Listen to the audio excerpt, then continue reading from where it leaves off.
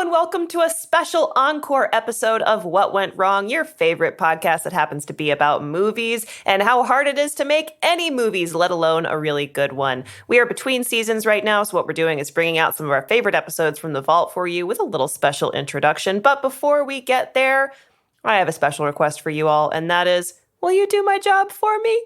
And what I mean by that is help me create content. We're hoping to create some mini-sodes moving forward where we will be soliciting horror stories from film sets from you, our dear listeners. We have a lot of people that listen and reach out to us who work in the film industry. You're amazing. And we want to hear the weirdest, worst, craziest, funniest things that have ever happened to you on set. Email your stories to us at whatwentwrongpod@gmail.com. We would love a voice memo. We'd love to play it and then talk about it. But if you're not comfortable with that and you want a little bit of anonymity, totally fine. You can write us a story in the body of the email. We will omit your name. We can omit the production. Whatever level you're comfortable with, we will do. Now, without further ado, Chris, what encore episode do we have for them today? Today, we are jumping back to the early aughts classic Ridley Scott's Gladiator. One of my favorite action films and one of my favorite films that we've covered on this show. And it's particularly relevant because Ridley Scott has re-teamed with Joaquin Phoenix for Napoleon, which comes out this fall. Check out the trailer. It looks very fun. It looks good. It does look very good. And not only that, but Gladiator 2 is also in production right now. No, not the Nick Cave version, which if you want to learn more about that, listen to this episode. It's bonkers. It's actually like a legit sequel with Connie Nielsen and some of the other Jaimin Hunsu original cast. But Napoleon specifically has been in the news recently because apparently there is a scene that Ridley Scott spoke about with Empire in which Joaquin Phoenix slaps his co-star, Vanessa Kirby. She plays his wife, Empress Josephine. And apparently this was a spontaneous, unscripted, unrehearsed slap. The quote from Ridley Scott was, he just fucking slapped her. She didn't know it was coming either. The whole room went, what could have been a boring scene suddenly had magic.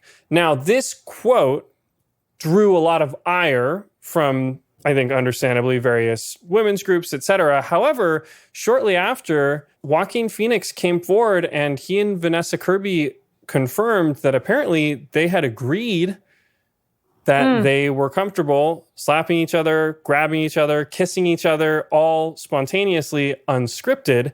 And it raises an interesting question about consent on set. When is it okay between two actors to do something that would be normally inappropriate if they have agreed ahead of time to do it? Kirby, her quote was, it's the greatest thing when you have a creative partner and you say, right, everything's safe, I'm with you, and we're going to go to the dark places together. And if you want a little bit more information about how some of these scenes are coordinated in films, be sure to check out our Patreon. We have an amazing episode with an intimacy coordinator, Ida O'Brien, who is really incredible. Please be sure to listen to that. And now, without further ado, get yourself a little history lesson in Ridley Scott in this episode presented by Chris beautifully about Gladiator.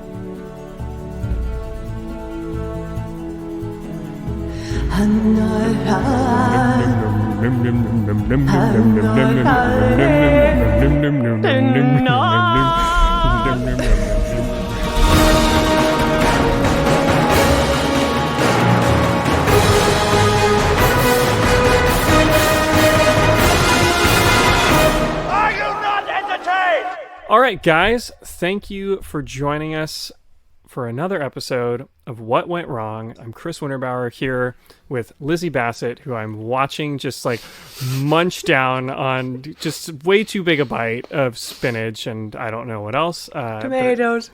And you're drinking a LaCroix when you promised me you wouldn't drink fizzy drinks while we record anymore because they make you burp. Oh yeah, it's the only thing I had. So many betrayals, and I don't think you rewatched the movie for this week. So Lizzie, what's going on? And you're like, I know you have a full-time job, but that is also come on. accurate. I was busy and I'm tired, and I have seen this movie approximately 20 times. I've seen this movie so many times. And here's the question to get out of the way right at the top. The movie in question is Gladiator. And Lizzie, Did your high school world history teacher spend 3 weeks screening this movie in 20 to 35-minute chunks to teach you the intricacies of Roman life? Honestly, no, and I feel ripped off about that. Instead, I watched this movie more times than I can count with my mom, who loves this movie and loved Russell Crowe. Oh, yes. Loved Russell Crowe. As many women did and do.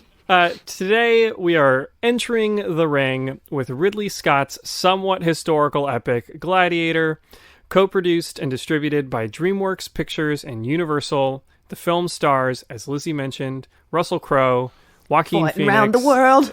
Yeah. Joaquin Phoenix, Connie Nielsen, Jimon Hunsu, Richard Harris, and, in his final film role, Oliver Reed as Proximo.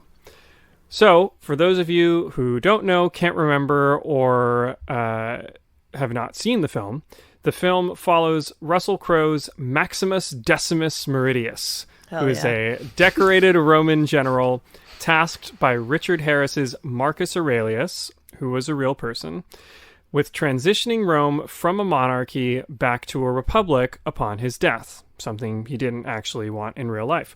Aurelius's son, Commodus, played by the scene-stealing Joaquin Phoenix. Oh, yeah.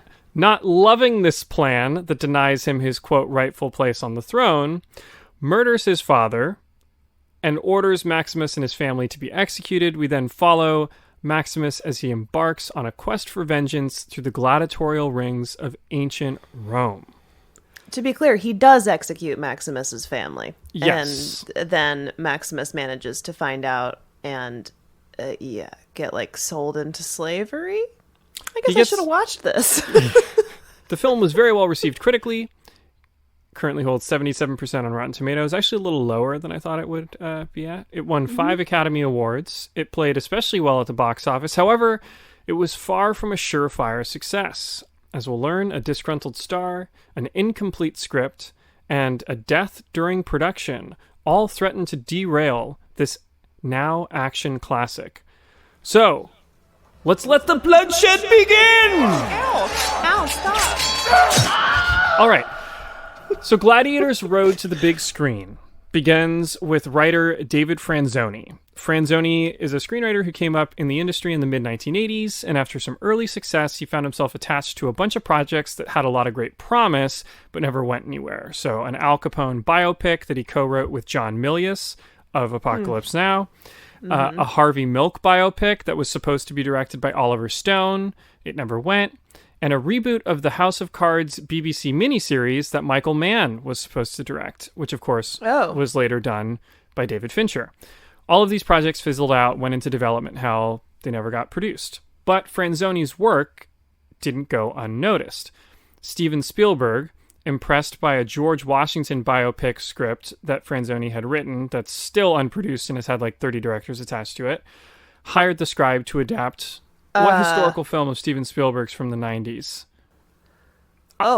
Amadeus? Wait. Almost. Oh, Amistad. Amistad is what I meant. Amistad, I got it right. The project snagged him a high-profile 3-picture deal with DreamWorks, and he won an Academy Award for screenwriting. So Franzoni, during his youth, had taken a motorcycle trip around the world. He was fascinated by the Roman Colosseums, and while he was staying in a yurt in Baghdad, he met an Australian woman who gave him the book Those About to Die by Daniel P. Mannix, which was written in the late 50s. The story followed the Roman gladiatorial games, and Franzoni was hooked. 30 years later, after the success of Amistad, he brings the idea for a film set in this gladiatorial world to DreamWorks. They love it. They decide, great, let's go make this movie. So he works with producers Douglas Wick and Walter Parks. Walter Parks was the head of DreamWorks, and they put together a pitch. It's like a rough story, visual aids. I actually read another account that said that this pitch included 2 full drafts of the script. It's unclear. The timeline is a little murky here. But the point being, the most important part of this pitch was a painting from 1872 by Jean-Léon Gérôme called, and I'm going to pronounce this wrong, Pollice Verso. It means thumbs down. And if you saw the painting, you'd think it was out of the movie Gladiator. It's basically, if you remember in the film, there's a character who has trident tuna fork that like they throw a net on one of the guys and then they stab him with the tuna fork. And it's basically that character, like that armor, looking up at the Emperor as he's holding his thumb out down, signaling you should kill your opponent. And it's really beautiful, light and shadow Colosseum. It's a very cinematic painting. So the team decides they're going to take the pitch to Ridley Scott. And it's unclear whether or not they approached any other directors before this, but they took it to Ridley Scott. And as they're kind of walking him through the pitch and he seems a little distracted, he keeps looking over at the Jerome painting that's like sitting behind some other pieces. So Walter Parks just finally says, hey, do you want to look at this? And he shows him this Jerome painting, and Ridley just looks at it for a few minutes. And then before hearing the rest of the pitch or what the story's even about, he just says, I'll do it. And Parks goes, hang on, you don't know what the story's about. And Ridley just dismisses, and he's like, we can figure out the script. I don't care. I'll do it.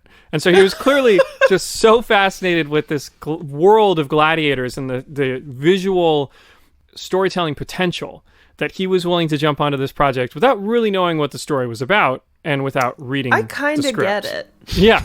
I mean, it makes sense. So briefly, let's touch on who Ridley Scott is. At this point in time, Ridley Scott was a blockbuster director who is somewhat in need of a comeback. So he was born in Northeast England in the late 1930s in a military family. He came up during the war. They often moved. His father was an officer with the Royal Engineers, and he always had an incredible talent for the arts. So Ridley Scott is a very talented illustrator, much like James Cameron. And you can see his storyboards and visual drafts for a lot of his films. If you look online, he's incredibly gifted.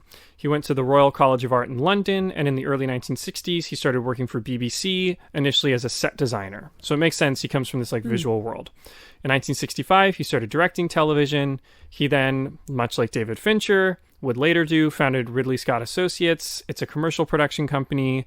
It's still thriving today, and he begins directing commercials in the 1960s and 1968. And so he's 31 at this point. He's older than a lot of these other directors that we've talked about who come up in their 20s.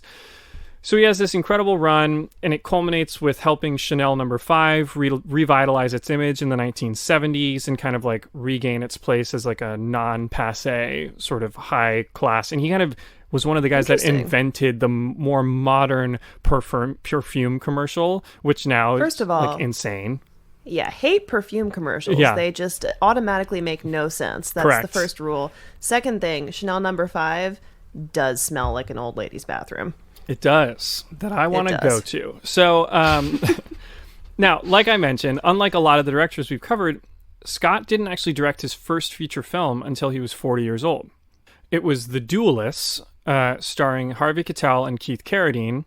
It was a pretty small film, period piece, and it debuted at Cannes in 1977 or 78, and it won some awards like Best Debut Feature. And then he, of course, followed up The Duelists with what would become his most famous film, Lizzie. Alien. Alien. 1979's Alien, which changed the trajectory of science fiction. It earns over $100 million at the box office. All of a sudden, Ridley Scott, 42 years old, is a directorial force to be reckoned with. So that's his second movie? I didn't realize that. Second movie. And then do you know what his third movie is? Is it Thelma and Louise? It's Blade Runner. No. Oh, wow. Yeah. So his 1980s path is a little bit checkered. Like, the high points are Blade Runner, and he did the Apple Macintosh commercial, the 1984 one, with the woman running through, and she throws the hammer at the screen and shatters it. So he directed that as well. Wow. And then he also directed Legend with Tom Cruise, which no one has seen, and it's totally wacky. Yeah, exactly. No one watched it. And then in 1991... he had his huge commercial breakthrough bona fide hit with Thelma and Louise, which is great. Great. It's a box office smash, critical darling. He gets an Oscar nomination for directing. The movie wins for screenwriting, and he's got all this momentum and success, and he parlays it into the independently financed, incredibly expensive 1492 Conquest of Paradise, starring Gerard Depardieu as Christopher Columbus. And what? Yes. No one has seen this movie. It was a failure critically and commercially, and he didn't release another film for 4 years following 1492. eventually returning to the screen with White Squall, which flopped, the Jeff Bridges, like, Boys on a Boat movie, and G.I. Jane with Demi Moore, which did okay at the box office, but still lost money. Fun fact, in my kindergarten, there was a kid who allegedly had a cameo in G.I. Jane, and it was the closest to Hollywood that I had come at that time. Wow.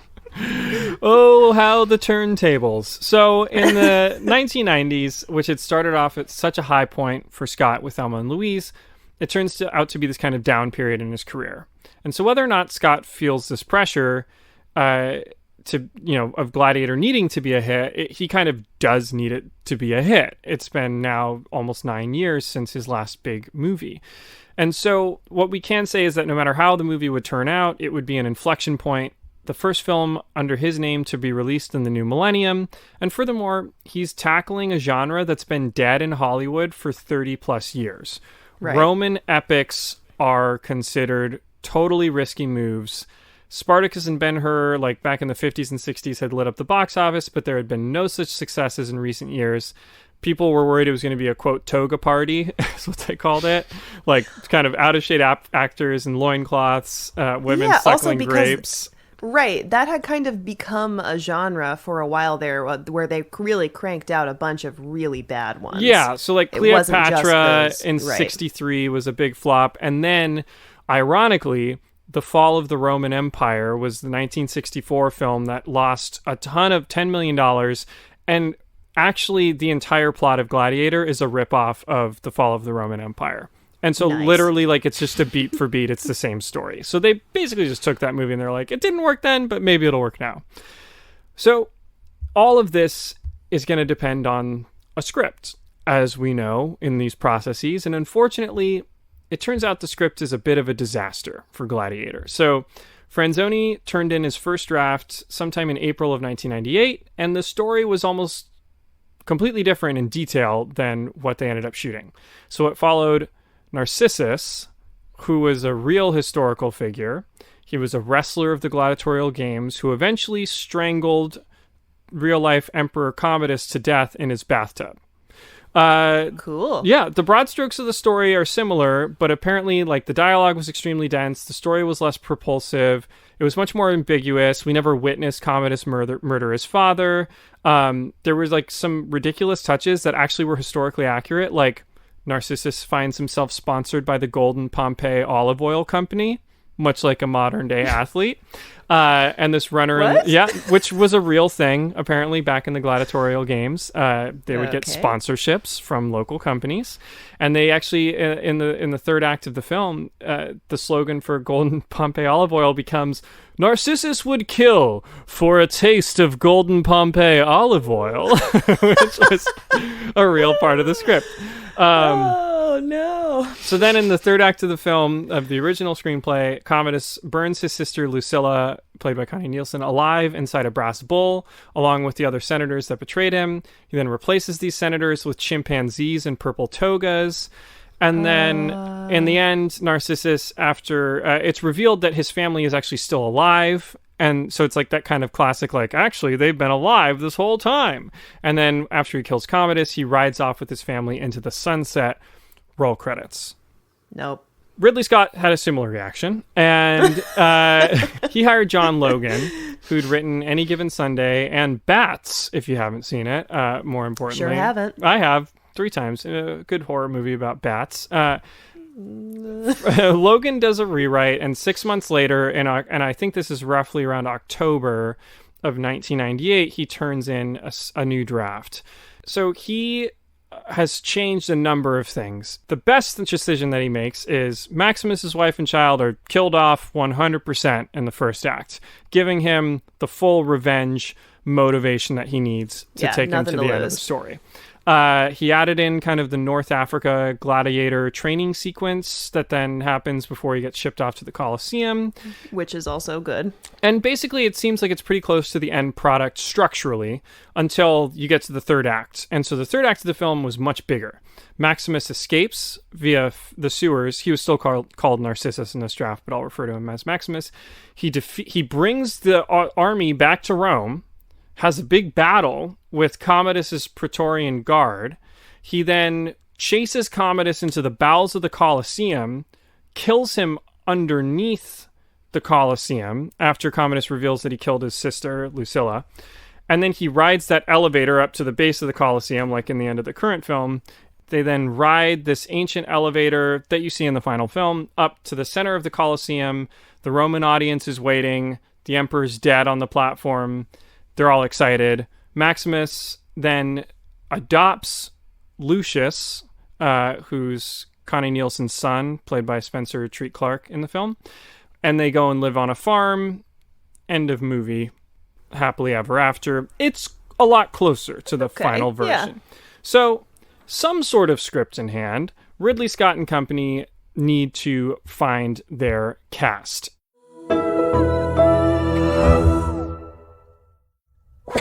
I've attempted to reconstruct the timeline leading into production.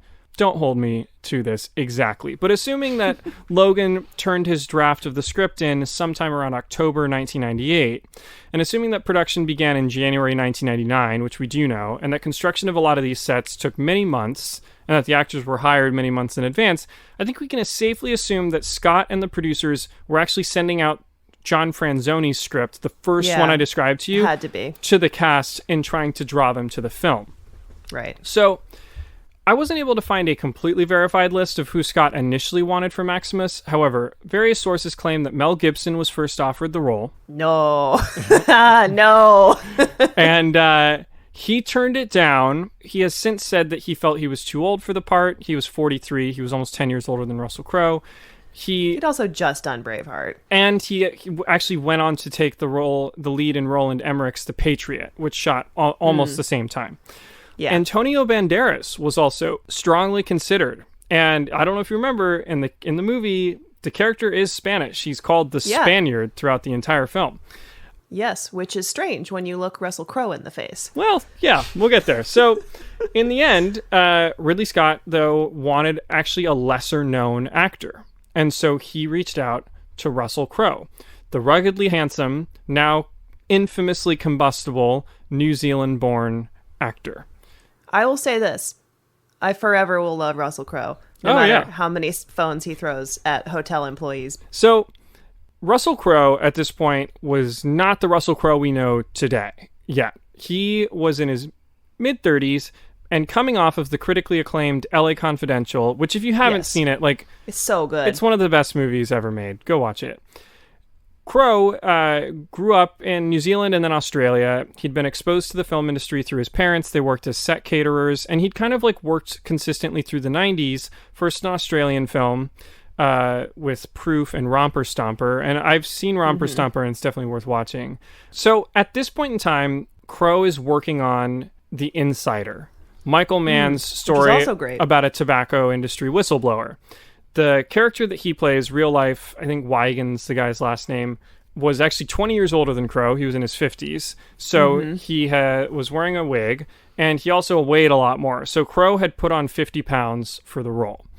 And so Crowe gets sent the script for Gladiator, and initially he didn't even want to read it. He was like, what am I going to play, Gladiator? Then Michael Mann was like, listen, Ridley Scott's directing this, you should read this script. And so he's like, all right. And then he reads Gladiator, and he hated it. He really was honest. He was just like, this script is not very good. The character's underwritten. I'm not going to do it. So he passes. And so then producer Walter Parks, probably thinking like, fuck, we can't have like 2 or 3 actors pass on this. You know, it's going to lose steam. Calls him, and he gives him a simple pitch. It's 184 AD. You're a Roman general. You're going to be directed by Ridley Scott. The budget's $100 million. And so off of that pitch, Crowe agrees to talk to Ridley about the part. And after Ridley pitched him on his vision, and by this point, Ridley Scott's been working months in advance with a storyboard artist, so he has visualized a lot of the movie. And once Crowe can see it, it sounds like he's down to do the project. And I just would love to have seen this meeting if it did happen in person, because at this point in time, Russell Crowe was 5'11 and a half, 240 pounds, and he had a shaved head because he'd shaved his head bald so he could get the wig on faster. So can you imagine this like fat, bald Russell Crowe coming in being like, yeah, I could be a gladiator. As Ridley Scott's like, oh my God, do we have the right guy? Ridley Scott rounds out his cast with a number of British heavyweights, including, of course, Richard Harris as Marcus Aurelius, Derek Jacobi as Senator Gracchus, and then most importantly for our story, Oliver Reed as Proximo. Jude Law screen tested for the role of Commodus. Ooh, that might have been really good. I think he could have been excellent. I think Joaquin Phoenix is great. I'm glad it was him. But I think Jude Law is great, and I think would be great as a villain. Like, it could be really cool. My favorite Jude Law is wormy, villainous Jude Law. It's like The Talented Mr. Ripley, him as Dickie Greenleaf. So good. Is, I think, one of the best performances. Which came out this same year. And so he was actually... if he chose this over Gladiator, I don't think he made the right call. I don't think he chose it. I think they probably would have worked it out, but Ridley Scott insisted that Joaquin Phoenix was the one and only choice for Commodus. So it sounds like DreamWorks, maybe Spielberg, thought that Jude Law could be good, and Ridley Scott. And I'm guessing it might have been Spielberg, because Spielberg then almost immediately went to work with Jude Law on AI, artificial intelligence. So there was one actress who lobbied hard for the role of Lucilla that went to Connie Nielsen eventually, but did not win over director Ridley Scott. And I bet you with a million guesses you could never guess this actress, but just give me a clue. She's Hispanic. American? Yes. I'm going to guess something I know it's wrong. No, go for it. Jennifer Lopez. That's right. Yeah. Oh, what? Jennifer Lopez, who's Nuyorican, she lobbied hard for the role of Lucilla. And she was... I'm sorry, that only wouldn't work because I would expect Jennifer Lopez to just beat the ever-living crap out of Joaquin Phoenix. Yeah, exactly. But despite securing a meeting with Ridley Scott, she quickly realized he wasn't going to select her, and the role, of course, went to Danish actress Connie Nielsen, who you can see in the new Wonder Woman 1984. She's great. So, cast in place, the production plan for the film was surprisingly straightforward. The movie was broken up entirely by location. So Act 1 is set in Germania, which they were going to shoot in the Bourne Woods of England. They'd then relocate to Morocco for a month to shoot all of the scenes of the desert. North Africa right. Stuff. And then the rest of the film takes place in Rome, where they're going to shoot in Malta. The plan is to actually shoot the script linearly, which is extremely rare. So for those of you who are unaware, when you're filming a project, you're shooting out of order. You're shooting solely to minimize the number of location changes and costume changes. You're always trying to minimize change because that eats up time, and time costs money when you're on set. So when you watch, a movie like The Departed, for example, and you have an initial, meetup point between Leonardo DiCaprio and Mark Wahlberg early in the film at, the police station, they're going to film that back to back with the final meetup, that they do later in the film in that same location. Correct. Yeah, that's a simplistic way of looking at it. But the point being, it's rare that you get a film that you can shoot in linear order. Another example is, I believe, Alejandro Iñárritu shot The Revenant roughly in script order.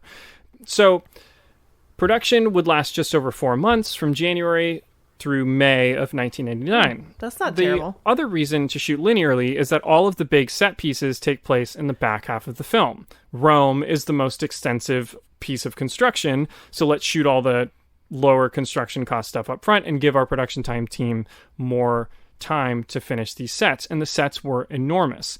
In Morocco, that arena that they fight in initially that fits 3,000 people was built to scale out of mud bricks using local techniques and processes to make it genuine. I assumed that was digitally. Nope. Oh, wow. Nope, that was real. And they also recreated basically 50% of the Colosseum in one direction at 52 feet high, or 1/3 of its actual height of 157 feet. And then, and these replicas cost well over $1 million each, and they took months to complete. Not only, though, was Ridley Scott trying to buy time for his production design team, he was trying to buy time for the script as well, which just was not getting there. So 2 weeks out from production, they brought on a third screenwriter to the project. So John Franzoni, then John Logan, and now British screenwriter William Nicholson is brought on mostly just to rework Maximus's character, because Russell Crowe is really pissed off that his character has not been fixed until this point. And I think with good reason. He's basically like... Well, if he signed on with the caveat that it would be fixed and it's not, then yeah. So Nicholson is the one who added the idea of Maximus ultimately wanting to rejoin his family in the afterlife, which gave him a softer, more sensitive side to play. They also worked in a lot of Crowe's background with farming into the character, and they made him this like, oh, he's a soldier in his profession, but he's a farmer at heart, and they did this kind of like rural versus city divide. And he strengthened Maximus's friendship with Juba, Jimon Hunsu's character, which initially was pretty surface level, and they wanted it to be more of a strong emotional arc to the film. So production begins in January of 1999, as I mentioned, in the Bourne Woods of England. Scott has learned that the Forestry Commission has planned on executing a swath of deforestation that year in that area, so he convinced them to allow him to deforest it for the movie. So the opening, like, Germanic war scenes, Ridley Scott just blew the forest up because they were going to take all those trees down anyway. Ridley Scott... So that's why there's just, like, stumps everywhere. There's just shots. That's exactly right. Yeah, he was like, we're just going to cut it down for you. So Ridley Scott had just seen Steven Spielberg's Saving Private Ryan, and he had seen the staging of D-Day and was like, this is the greatest battle sequence anyone's ever made. And so a lot of what he does in the sequence is an homage to Steven Spielberg's cinematography and staging in the D-Day scene. If you watch them back to back, you can see similarities. Yeah. So Scott's cinematographer was John Matheson, a British cinematographer. He and Ridley Scott used up to 7 cameras at a time to capture what they need. And changing lighting was constantly a problem, but they were shooting with all these cameras, and Ridley Scott, smoking a cigar, was like, we're going to push through all of these. Who cares about continuity errors? And if you go watch the movie, it's like during these... There are so many continuity errors. It's sunny. It's snowing. There are clouds. There's smoke. Like, it just doesn't matter, though. My favorite one, there is a section where Russell Crowe is covered in, like, the wolf pelts, and he's talking to somebody, and they're inside a tent, and then behind them in the background, you can see the opening to the tent. If you watch, not even that closely, because once you know it's there, you can't unsee it, there is a cameraman or crew member in blue jeans and a parka that just walks right through the back of the shot. Yep. And it makes the final cut. Yeah, you don't need to worry about that because that's not where you're looking. He's not wrong. Yeah. You aren't looking at that. Because you're looking at the incredible production, which was enormous. For these opening scenes, they had 1,750 extras. They had 120 horses, and they had built real siege equipment. Those catapults that you see are real. So for these opening sequences, young Joaquin Phoenix, he's 25. Also, this was the first big film that he was doing after the death of his brother, River. He was so nervous to be acting across from Russell Crowe, and in particular Richard Harris, that he suffered anxiety attacks. At one point, he apparently asked Russell Crowe to beat him up before their scenes to get him into character. And Russell Crowe was very weirded out by this and went to Harris for advice, and Richard Harris was like, get the boy pissed, apparently. So Russell Crowe got... As in drunk? Yeah, got Joaquin Phoenix drunk before some of their initial scenes to help calm his nerves. So in some of the takes, he's actually drunk. And despite this, Phoenix actually fainted after an intense take during the scene where he killed his father. Now, unfortunately, after wrapping in England, which took 3 to 4 weeks, the production had run into an unusual problem. They didn't have any more pages of script to shoot that were locked. So here's Russell Crowe talking about the script situation. And I read the script, and it was substantially underdone, and even the character wasn't existent on the pages. I mean, we actually started shooting with about 32 pages, went through them in the first couple of weeks. Here was a situation where we got to Morocco with a crew of 200 and a cast of 100 or whatever, and I didn't have anything to learn. I actually didn't know what the scenes were going to be. We had, I think one American writer working on it, one English writer working on it, and of course a group of producers who were also adding their ideas, and then Ridley himself, and then on the occasion where Ridley would say, look, this is the structure for it, what are you going to say in that? So then I'd be doing my own stuff as well. I mean, this is how things like Strength and Honor came up. This is how things like At My Signal Unleash Hell came up, The name, Maximus Decimus Meridius, it just flowed well. Where did it come from? Was that from my imagination. I'd had 10 other writers send me names which I just didn't think had that kind of groove to it, So Adding, of course, to the difficulty with all of this is that Crowe is extremely dissatisfied with all of his dialogue. He famously refuses to say perhaps the most famous line from the film, "In this life or the next, I will have my vengeance." He said, "It's stupid. It sounds arch. I don't know how to play it. I'm not going to do it until finally Ridley Scott just said, just fucking say it." And that take is the take that's in the movie when he finally he was wrong on that one. It's a great line. It's a great line because he delivers it well too, though, to be fair. As he said, strength and honor was in Latin, the saying from one of Russell Crowe's high schools that he attended back in Australia. So he was like talking to Ridley Scott and he was like, "My character just says goodbye to a bunch of soldiers in this scene. Could I say something different?" And Ridley's like smoking a cigar and he's like, "What are you thinking?" And then Russell Crowe's like, "Well, there was this Latin phrase from my school," and he says it in Latin, and Ridley Scott goes, "What's that mean?" And he goes, "Strength and honor," and he goes, "Say that." and so that's how strength and honor went into the story. Wow. And Crowe wasn't the only cast member that was given input on the script. Both Connie Nielsen and Jimon Hunsu gave feedback on their characters and their dialogue that was incorporated into the story. Lizzie just informed me, to all of you listeners out there, that I've been pronouncing Jimon Hunsu's name wrong for 15 years, and I'm a big fan of his, so apologies to Jimon. You're a great actor, and I should have learned how to pronounce your name prior to doing this podcast, but I've learned now. His feedback was also incorporated into the script. Ridley Scott was so receptive of input from his actors that one performer, and I'm probably going to pronounce his name wrong too, comedian Omar Jalili, he's also in The Mummy, and he's hilarious. He's the guy that comes up when we meet Proximo, and Oliver Reed grabs his balls, and then he sells Oliver Reed Maximus, effectively. He wrote in a later piece for The Guardian that Ridley Scott actually provided no direction to them at all. Omar once asked Ridley Scott about this, and Ridley Scott responded with a cigar in his mouth. Everyone, whenever they describe him, they're like, he always has a cigar in his mouth, and he's always like, "If you're in a Ridley Scott film, you don't need direction." But I think he was focused on finishing their days, because 4 months to shoot this whole movie is not that much time. No, that's surprisingly short.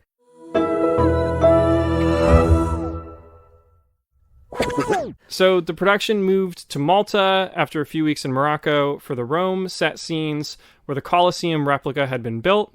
In addition to those construction costs, there were over 3,000 extras. The production made 10,000 costumes, 1,500 sets of armor. They brought in dozens of animals, from hyenas to horses to monkeys. On top of this, Russell Crowe did a lot of his own stunts. He suffered a lot of injuries through the process, tore an Achilles tendon, permanently damaged one of his shoulders. He broke a bone in his foot, among other ailments. The cuts on his face after the first battle scene are real. His horse unexpectedly backed into a tree, and he cut his face on some branches. Oh, God. You can actually see the stitches on his face during the close-ups in that scene. And there were certain production limitations that required further script changes. The famous tigers seen in the film were originally supposed to be a single rhinoceros that Maximus fights. However, Ridley Scott, the producers called and we were like, "Hey, can you get a white rhino to Malta?" And they were like, "Sure, but the problem is rhinos can't move backwards." So apparently it would just, the resetting of a rhinoceros in a scene would be so, they'd have to run the circle around the whole Colosseum to reset every time. So they said no, and they asked their production team if they could do a CGI rhino, and it was going to be millions of dollars. And so also, they said it would look like trash. It would look so bad. So they're like, "Great, we'll just use tigers." However, perhaps the biggest thorn in Russell Crowe's side was not the script, was not the injuries on set, but in fact his co-star, Oliver Reed. Well, apparently, that's to be expected. apparently just fucking hated Russell Crowe from the beginning. It seems like they're just very similar. Yeah. Oliver Reed, at one point, even challenged Russell Crowe to a fist fight in front of the cast and crew. Don't take that, because Oliver Reed will get you, even if he's old. Yes, he would. Oliver Reed also, I should say, because I don't want him to seem like just an asshole, reportedly became incredibly close with Joaquin Phoenix, who looked up to him in a lot of ways, and he was very good friends with Richard Harris. For anybody that doesn't have sort of a reference point for Oliver Reed outside of Gladiator, he plays Bill Sykes in the movie musical Oliver, which is great. He's truly, truly deeply scary in that, which is not something you expect from a musical, but boy, is he scary. Yes. Oliver Reed had kind of been out of the film game for basically a decade. His last big movie, had really been The Adventures of Baron von Munchausen, which is the Terry Gilliam film, the flop that preceded the failed making of The Man Who Killed Don Quixote, and we'll do a separate episode on that. So Oliver Reed had famously accepted the role because, quote, he wanted to see some shows in London, not realizing he'd be filming in Malta and Morocco the entire time. He also had a provision in his contract that he couldn't be made to work past 5 p.m. So that time was Reed's time. For those of you who don't know his earlier work, as Lizzie mentioned, he actually was considered to take over the Bond franchise for Sean Connery at one point. It's too scary. And as Lizzie mentioned, he was as known for his acting chops as he was for his alcoholism. Yeah. So with 3 weeks left in production, the producers and Ridley Scott get somber news. Oliver Reed, their Proximo, has died. On May 2nd, 1999, Oliver Reed hunkers down in a local pub in Malta. He there crosses paths with a group of British sailors who are taking shore leave from the HMS Cumberland. Oh, no. According to witnesses, he drank 8 pints of German lager, a dozen shots of rum, a half bottle of whiskey, and a few shots of cognac. What? He then proceeded to beat 5 of the sailors in arm wrestling matches. By the way, he's 61 years old, they're 20. And then he's not in good shape. He suddenly stands up and collapses.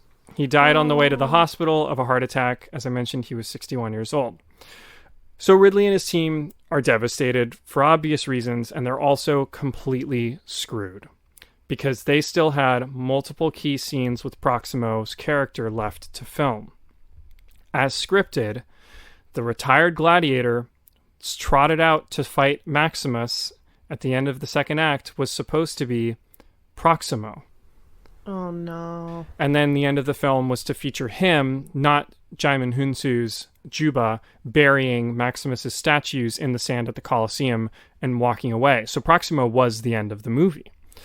And so the issue with replacing him really wasn't so much financial as it was emotional. So the film's insurance policy actually would cover the costs of reshooting all of Proximo's scenes with a new performer. It would cost apparently somewhere around $25 to $50 million to go back, because they'd have to go back across 3 continents, rebuild all their sets, and he's in scenes, repay all the actors again. Yeah, so a $100 million film becomes a $150 million film.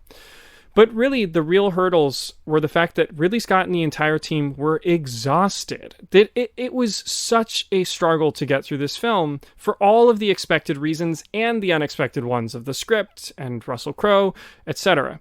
And the idea of recreating all of these sets and scenes needed to reshoot all of this footage was truly terrifying. And on top of that, everybody loved the dailies of Reed and Crowe together.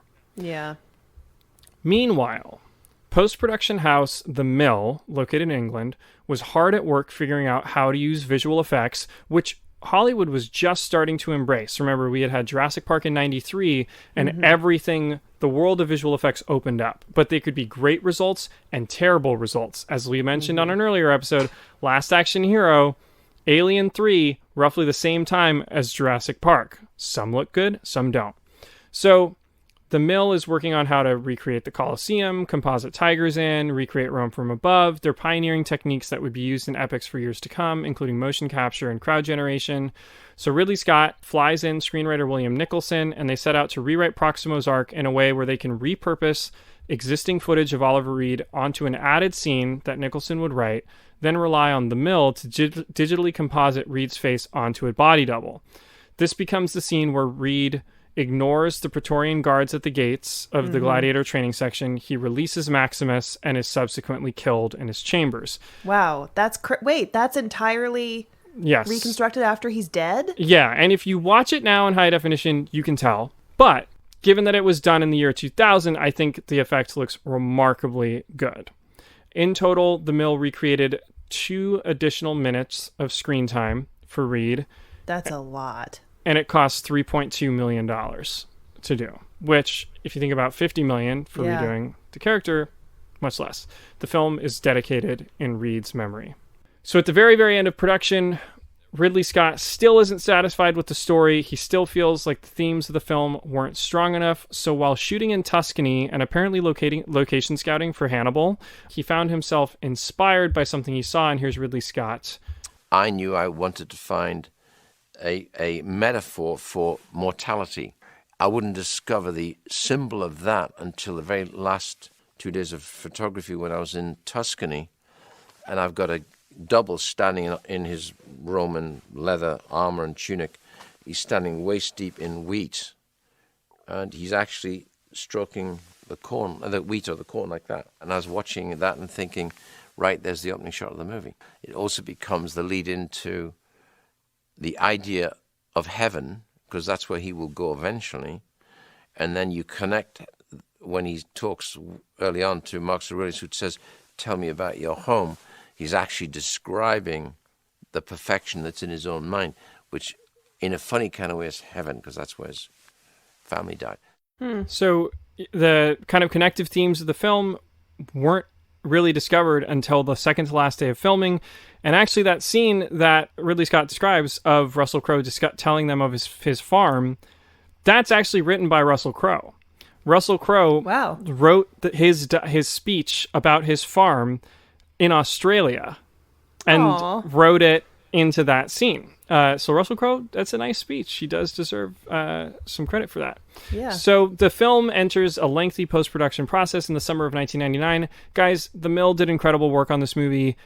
Go watch it. It speaks for itself. You can also learn more about the VFX online. I'm not going to get into that here. Hans Zimmer was brought in to score the film, and Lisa Gerrard lent her vocals to the project. It is not Enya on this score, despite what it sounds like. And so the producers, by the time they saw early cuts, realized somehow they had captured something magical with this movie. They set a May 1st, 2000 release, and then they showed the film to the historical consultant they'd hired on the project. He ran out of the screaming saying, it's a disaster, there are so many inaccuracies. He then listed the inaccuracies and asked that his name be removed from the film. And indeed, much to the chagrin of actual history teachers, not my high school one, Gladiator is about as historically accurate as most science fiction. There are a lot of anachronisms and fictitious elements. If you want us to look at those, look at them online. We're not going to get into them here. Gladiator stormed the box office in the summer of 2000. It earned $500 million worldwide against its $100 million budget. It was the second highest grossing film of the year, behind Mission Impossible 2. What? I know. How did that outperform Gladiator?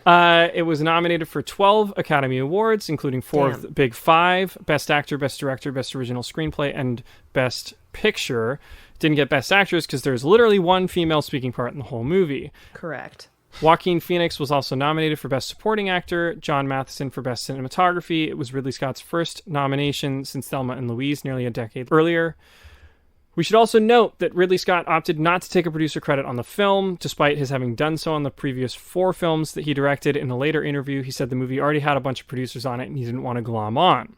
So in the end, Russell Crowe wins for Best Actor. He beat out Tom Hanks, for example, in Castaway. It was a bit of a surprise win. John Matheson won for cinematography. The folks at The Mill won for special effects, visual effects. Pietro Scalia won for editing. Arthur Max for production design. And of course, producers Douglas Wick, Walter Parks, along with EP and writer John Franzoni, took home a statuette for Best Picture.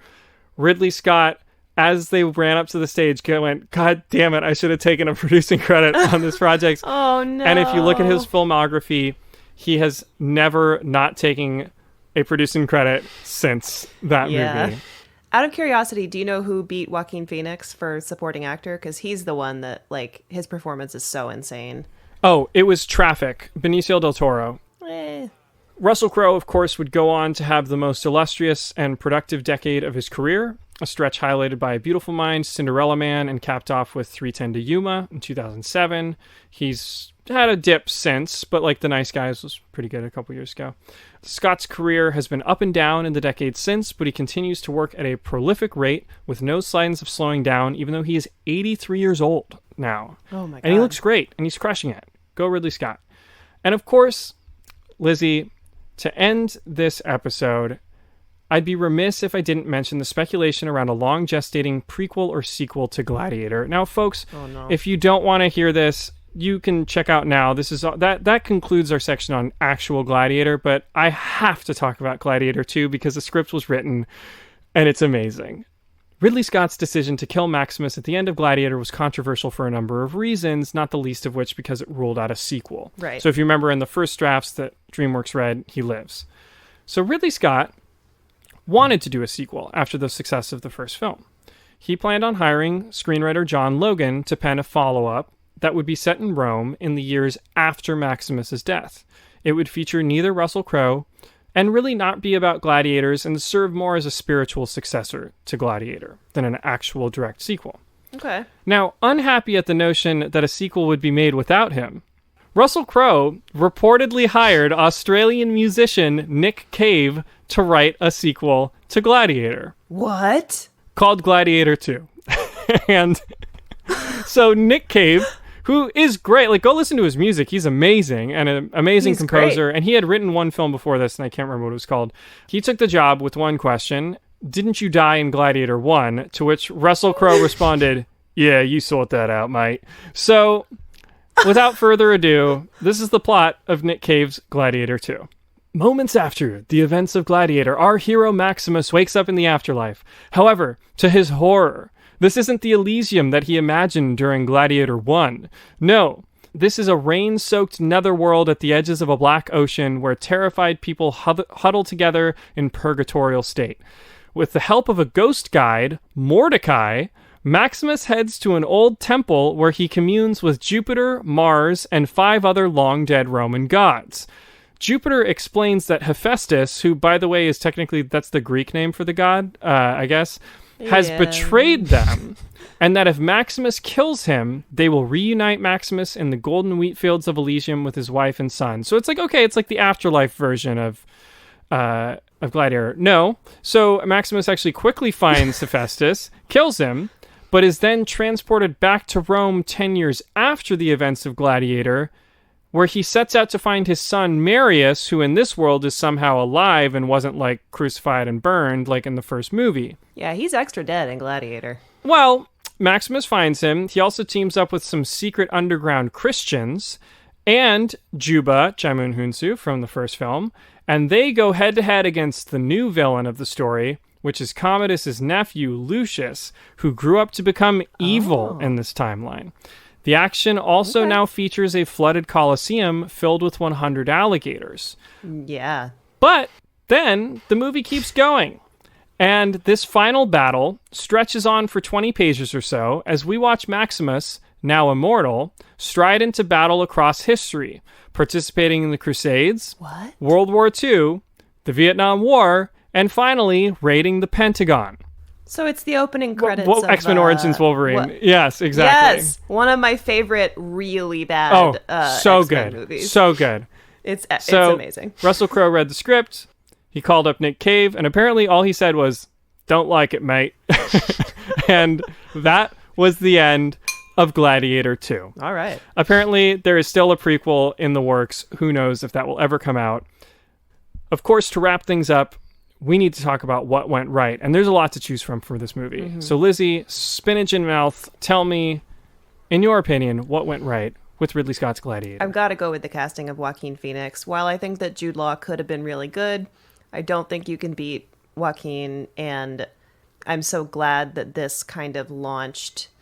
I mean, I know he'd done some other stuff as an adult prior to this, but this really was his big launch pad into Hollywood. And he is so good in this movie and continues to be so good. So yeah. Absolutely. I have to say, Russell Crowe, writer/improviser. That is really impressive. A lot of the great lines in this movie seem to have come from him, and by the admission of the writers as well. I gotta give him credit, and he plays them to perfection. So good on Russell Crowe. And then obviously Ridley Scott's non-direction of actors, I guess, just works. Or at least it worked in this movie. That does it for Gladiator, guys. Thanks so much for listening. Go give the movie a watch. Send us your recommendations. Lizzie, anything else? No, I want to go eat more spinach. Send us your recommendations. Eat more spinach. Stay safe. Stay healthy. Yeah. We'll talk to you guys next week. Whoa.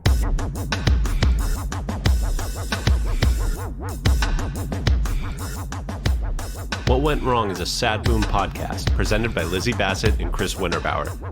Editing and music by David Bowman, with cover art from Euthana Uos.